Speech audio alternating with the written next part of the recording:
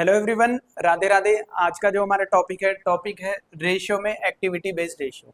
दोस्तों, हमने पिछली दो क्लासेस में लिक्विडिटी बेस्ड वाली कर ली है, सॉल्वेंसी वाली बेस्ड कर ली है। अगर आपने वो नहीं देखी है तो जाओ जाकर देख लो, तभी ये थर्ड वीडियो देखना। आज का जो हमारा काम है बेटा एक्टिविटी बेस्ड या टर्नओवर बेस्ड रेशियो। तो आइए शुरू करते हैं। तो सबसे पहली बात, इसमें हमारी 6 रेशियो शामिल की जाएंगी। चलिए, सबसे पहला है इन्वेंट्री या स्टॉक टर्नओवर रेशियो। दूसरा है हमारी डेटर्स या ट्रेड रिसीवेबल टर्नओवर रेशियो।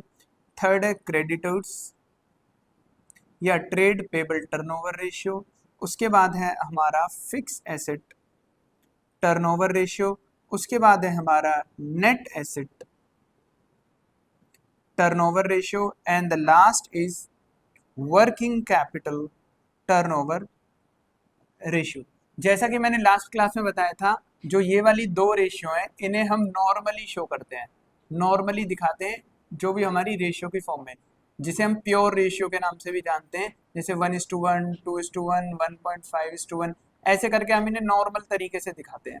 इन्हें हम परसेंटेज या टाइम्स वगैरह में शो नहीं करते। लेकिन अगर हम टर्नओवर की बात करते हैं, एक्टिविटी बेस्ड वाली रेशियोज की बात करते हैं, तो इन रेशियोज को हम किसमें, टाइम्स में शो करते हैं। एक चीज आपको ये पता होनी चाहिए।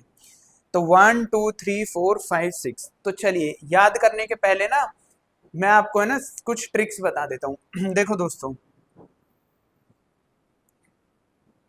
डेटर्स कब जनरेट होते हैं? जब नेट रेड पेन से लिखते हैं हम। चलिए, कुछ स्पेशल पॉइंट सुनिए ताकि आपको फॉर्मूले अच्छे से याद रहे। तो सबसे पहले मैं आपको डिवाइड कर रहा हूँ, दो पार्ट्स में डिवाइड कर रहा हूँ, इन 6 फॉर्मूलों को अलग और पहले 3 को अलग। चलिए, क्रेडिटर हमारे कब बनते हैं बेटा, ध्यान से बताइएगा। सर, जब हम क्रेडिट परचेज करते हैं, तो यहाँ पे लिखो net credit purchase. Okay. Debtor कब बनते हैं? जब हम नेट क्रेडिट सेल करते हैं। मैंने कहा वेरी गुड। अच्छा, टर्नओवर रेशियो में क्या है, इसको जो पहले वाला है हम इसे डिवाइड में रखेंगे हमेशा। तो डेटर है तो डिवाइड बाय रखेंगे एवरेज डेटर। क्रेडिटर है तो डिवाइड बाय क्या रखेंगे, एवरेज क्रेडिटर या ट्रेड पेबल ऑब्वियसली, या डेटर है तो ट्रेड रिसीवेबल ऑब्वियसली। अच्छा, उसके बाद इन्वेंट्री टर्नओवर का हमें बेटा अलग से याद करना है, इसका कोई फॉर्मूला नहीं है।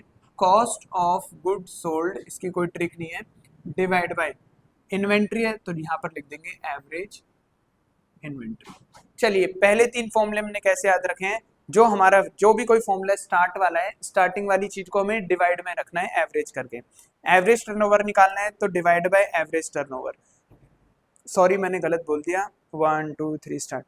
हाँ जी, तो याद करने की ट्रिक मैंने आपको ये बताई है बेटा, जो भी पहले लिखा होगा उसको एवरेज के नाम से नीचे लिख देंगे। जैसे कि एवरेज इन्वेंट्री, एवरेज डेटर या ट्रेड रिसीवेबल, एवरेज क्रेडिटर। यहां पर भी यही वाला रूल लगेगा, average fix asset. Fix asset average में निकालते नहीं है तो हम नेट फिक्स एसेट लिख देते हैं। नेट एसेट में नेट असेट्स, और यहाँ पर वर्किंग कैपिटल सीधा हम, नेट तो होता नहीं है वर्किंग कैपिटल में, सीधा वर्किंग कैपिटल लिख देते हैं।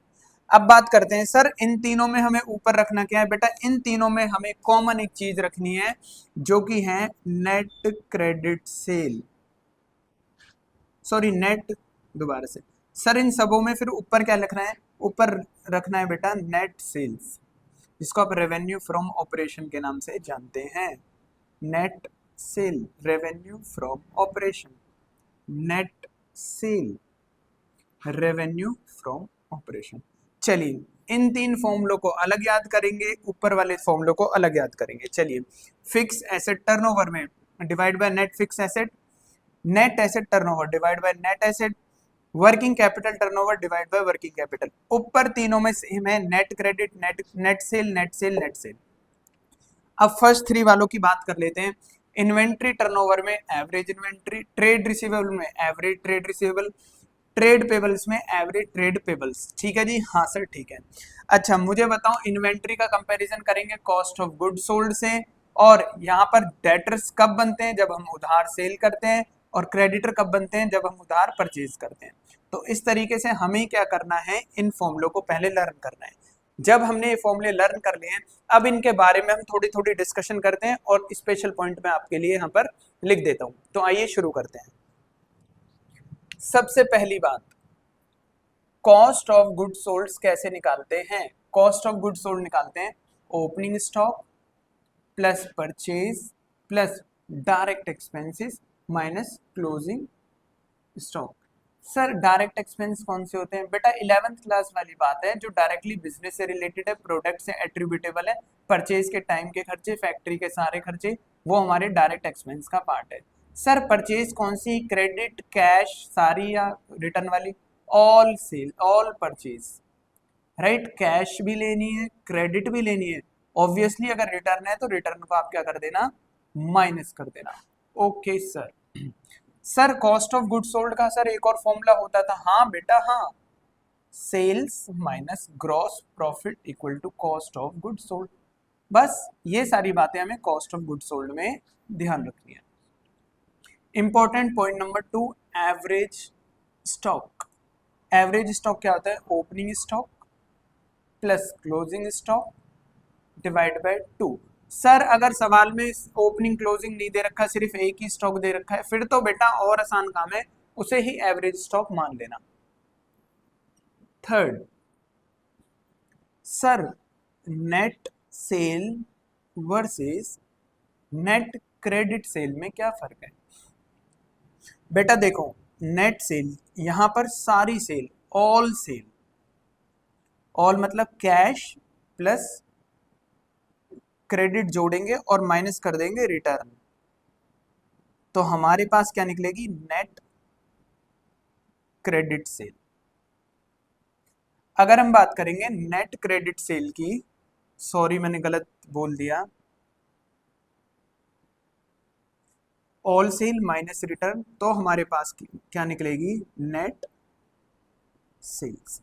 अगर हम बात करते हैं नेट क्रेडिट सेल की, यहां पर क्या होती है? ऑल सेल्स माइनस कैश वाला कंपोनेंट अगर हटा दूं तो मेरे पास क्रेडिट सेल आ जाएगी, और अगर क्रेडिट में से मैं रिटर्न माइनस कर दूं जो हमने वापस कर दिए, तो ऑब्वियसली नेट क्रेडिट सेल आ जाएगी, राइट। तो क्रेडिट सेल मतलब ये, नेट क्रेडिट सेल मतलब दिस। बोलो बात समझ आती है? हाँ सर हमें आपकी बात समझ आती है। अगला इंपॉर्टेंट पॉइंट,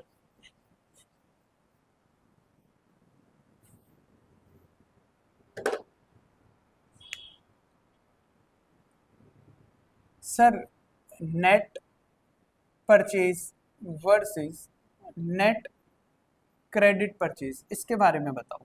बेटा नेट परचेज मतलब all purchase cash plus credit, जितने भी हमने उधार और नगद करी है उसमें से माइनस कर देंगे रिटर्न, तो हमारे पास क्या रहेगी? Net purchase.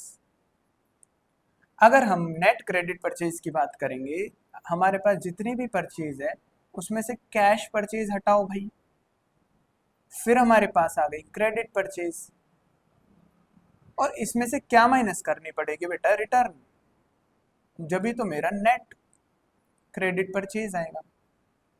ओके सर हमें आपकी बात समझ आ गई।